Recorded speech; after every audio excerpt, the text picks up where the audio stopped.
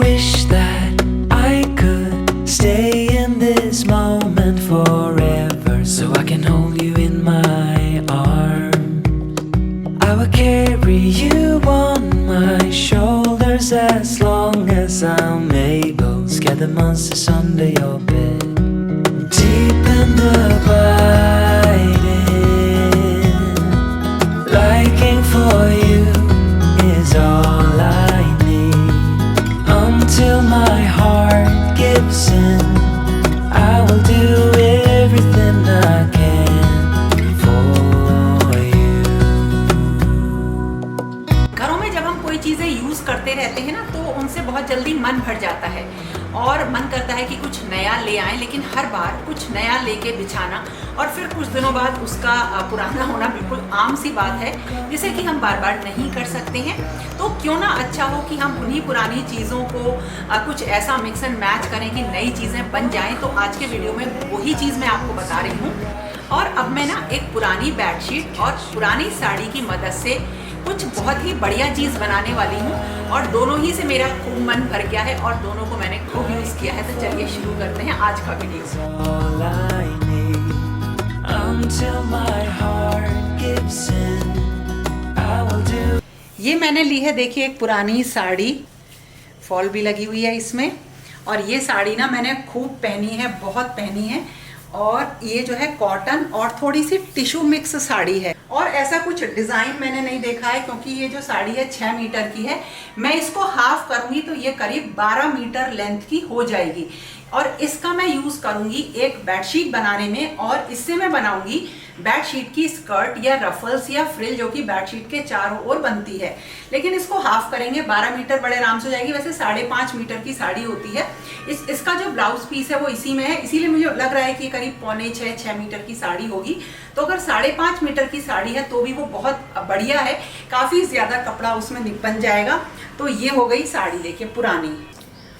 और ये है बेडशीट जो कि मैंने खूब बिछाई है, और ये भी मुझे लगता है अब काफ़ी पुरानी है, 2-3 साल पुरानी है। ये प्लेन बेडशीट्स का मुझे शौक है, बहुत ज़्यादा मैं बिछाती हूँ। तो ये प्लेन इस तरीके की बेडशीट है और खूब बिछी है। ये आप लोगों ने देखी भी होगी वीडियोस में। बिल्कुल ऐसा लग रहा है कि मैच की बनेगी। तो ये भी एक पुरानी चादर है, ये भी एक पुरानी बेडशीट है, और इसकी मदद से मैं इसे बनाऊंगी।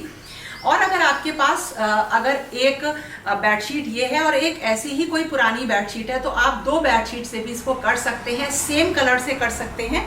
तो चलिए शुरू करते हैं, और कैसे करूँगी तो चलो बताते हैं। Everything I can for you.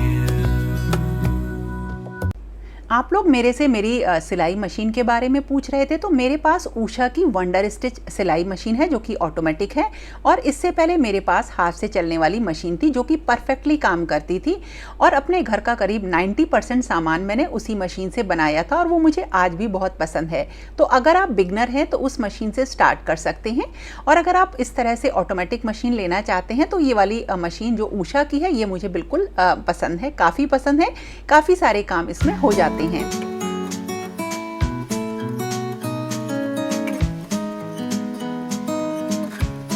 और जब भी पुराने कपड़ों से मैं कुछ नया सामान बनाती हूँ, तो सबसे पहले जो सिलेक्शन होता है ना, कौन सी साड़ी, कौन सी बेडशीट, ये सब बहुत अहम होता है। और मेरे जो ये रूम है, इसका जो कलर थीम है, ये थोड़ी सी डार्क डल है। तो मुझे बेज हुआ, ग्रे हुआ, ब्राउन कलर हुआ, इसकी बनानी थी। इसलिए मैंने जो ये पिंक वाली साड़ी थी ना, इसे हटा दिया। तो सबसे पहले ये चेक कर लीजिए कि आप किस कपड़े से बना रहे हैं और उसका फैब्रिक क्या है, उसका पैटर्न क्या है, तभी वो बनने के बाद अच्छा लगता है। मैंने बेडशीट को ना, देखिए, इसके ऊपर रखा है, गद्दे के ऊपर रखा है, और ये बिल्कुल यहाँ पे किनारे पे आ रही है बिल्कुल। तो मुझे इसी तरीके से बिल्कुल अपने मैट्रेस के गद्दे के नाप की ऊपर का पीस कट करना है, जो कि बस मैट्रेस के ऊपर आए। बस जिस साइड से हम दबाते हैं यहाँ पे, इस साइड पे ये एक्स्ट्रा रहेगा, ताकि हम इसे इधर की तरफ दबा सकें। बाकी का नाप मैंने बिल्कुल इतना ले लिया है, जो कि इस मैट्रेस के ऊपर आएगा। तो मैं इसे ना एक तरफ से काट लूँगी, जितना भी एक्स्ट्रा ये फैब्रिक है। देखिए, किंग साइज़ बेडशीट है ना, तो यहाँ तक गद्दे के नाप तक मैं इसे कट कर लूँगी। और सबसे पहले बारी आई कट करने की, तो हमेशा बहुत ही नाप के संभल के कट करिए फैब्रिक को। अगर ये वाला स्टेप आपका गड़बड़ होता है तो कभी भी आप एक अच्छा सामान नहीं तैयार कर सकते हैं। अब जो ये मैट्रेस था बिल्कुल इसके नाप की मैंने ये ऊपर का पीस कट कर लिया है, साइड से थोड़ा सा ऊपर वाले साइड से एक्स्ट्रा छोड़ा है जो कि गद्दे के नीचे दबाने के काम आएगा। बाकी ये 3 तरफ से बिल्कुल गद्दे के नाप का है, बस मैंने 1 इंच छोड़ा है एक्स्ट्रा ताकि वो सिलाई में काम आए। तो ये तो हो गया ऊपर का पार्ट, और नीचे का पार्ट मैं बनाऊंगी इस साड़ी से। तो सबसे पहले जो साड़ी की फॉल है उसको हम निकाल लेते हैं।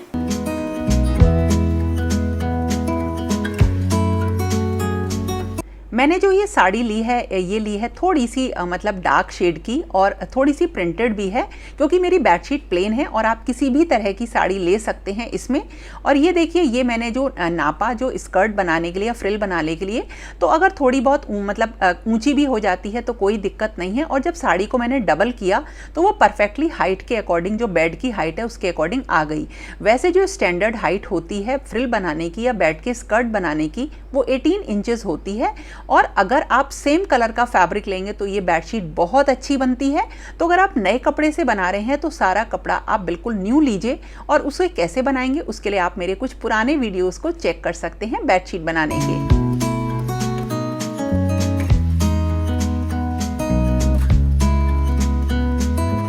साड़ी को 2 पार्ट में कट कर लिया है। अब साड़ी ऊपर का डिजाइन अलग होता है, मतलब ज्यादातर साड़ियों में नीचे का डिजाइन अलग होता है। तो जब हमने हाफ पार्ट में कट किया है तो 2 अलग अलग डिजाइन आ गए कुछ इस तरह से। अब अगर हम इसकी स्कर्ट बनाएंगे, फ्रिल बनाएंगे तो वो बड़ी ऑड लगेगी, आधी कुछ आधी कुछ। तो हम क्या करेंगे, कोई सा भी एक पार्ट ले लीजिए और उसको 2 टुकड़ों में कट कर लीजिए, मतलब हाफ, और इस वाले स्कर्ट के मतलब इस वाले पार्ट के दोनों तरफ जोड़ दीजिए। यानी मैं क्या करूंगी, इसके 2 पार्ट कर लूंगी और एक को जोड़ दूंगी इधर और बिल्कुल सेम जोड़ दूंगी इधर। और इस तरह से एक पार्ट को मैंने 2 पीसेस में कट करके उसे मेन पार्ट से ऐड कर दिया, यानी कि सिलाई करके जोड़ दिया। और जो साड़ी की अब हमने पूरी पट्टी तैयार कर ली है, उसमें अब हमें फ्रिल बनानी है, चुन्नटें डालनी है, यानी कि उसे कहते हैं गैदर करना, सारी चुन्नटों को फ्रिल बनाना। तो मेरे पास फुली ऑटोमेटिक मशीन है। पहले जब मेरे पास हैंडहेल्ड मशीन थी जिसे हाथ से चलाते हैं, तो उसमें मैं सिंपल वाली स्टिच जो होती है इसे कच्चा करना कहते हैं, उसे करा करती थी और धागे को खींच लिया करती थी और उससे चुन्नटें बन जाया करती थी। बहुत ही बढ़िया, लेकिन उसमें टाइम लगता था। लेकिन अब जो मेरी मशीन है उसमें उसके साथ ना ये गैदरिंग वाला फुट आता है, ये गैदरिंग फुट आता है, और इसको लगाने के बाद आराम से बहुत फटाफट कुछ ही मिनटों में ना सारी गैदरिंग्स हुई या जो चुन्नटें हुई वो बन जाती हैं। और अब मैं आपको बता रही हूँ कि किस तरह से आप अपनी इस ऑटोमेटिक मशीन में ये गैदरिंग फुट लगा सकते हैं। बहुत ही आसान होता है इसे लगाना। सबसे पहले जो ये नॉर्मल फुट लगा हुआ है इसे हटाएंगे, प्रेशर से यहाँ पे प्रेस करा, इसे हटा दिया। ये जो जिससे हम सिलाई करते हैं ये वो फुट था। और अब ये देखिए, अब हमें लगाना है ये वाला जो कि गैदरिंग का फुट होता है।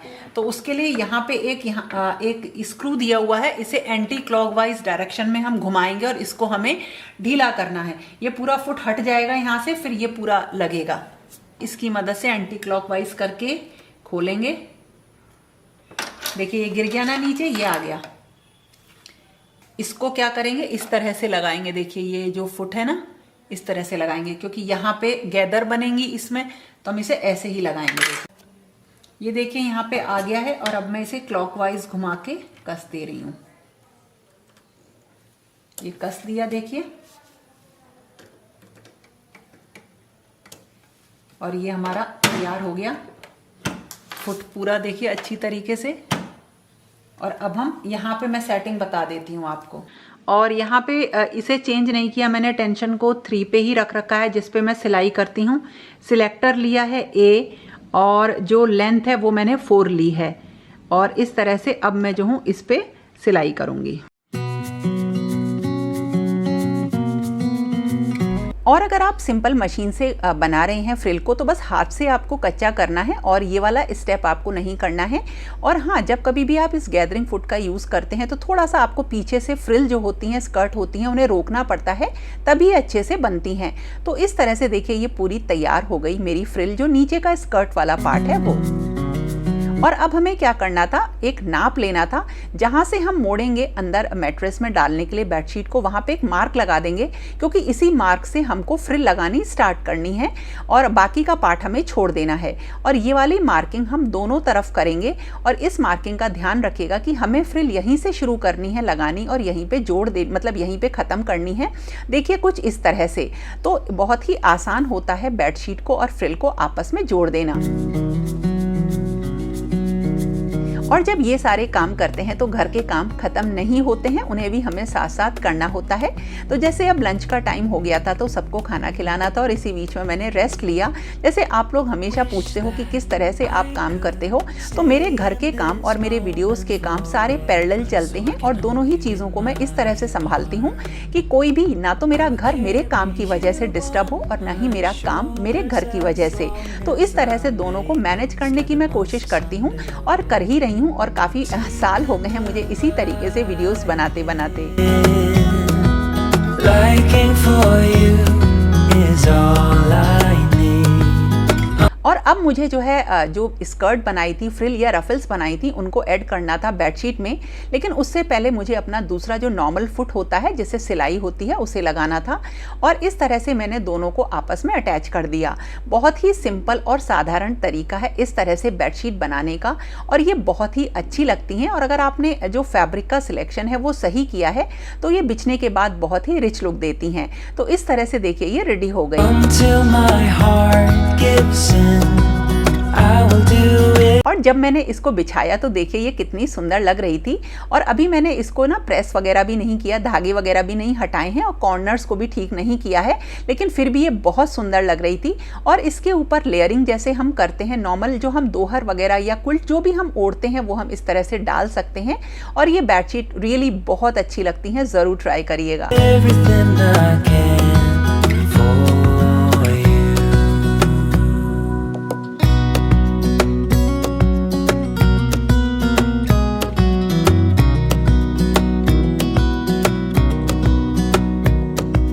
You will grow up in the blink of an eye and move out and be on your own. तो ये बेडशीट तो हमने ऐसी बनाई है जो कि स्कर्ट वाली है या रफल बेडशीट है, फ्रिल बेडशीट है।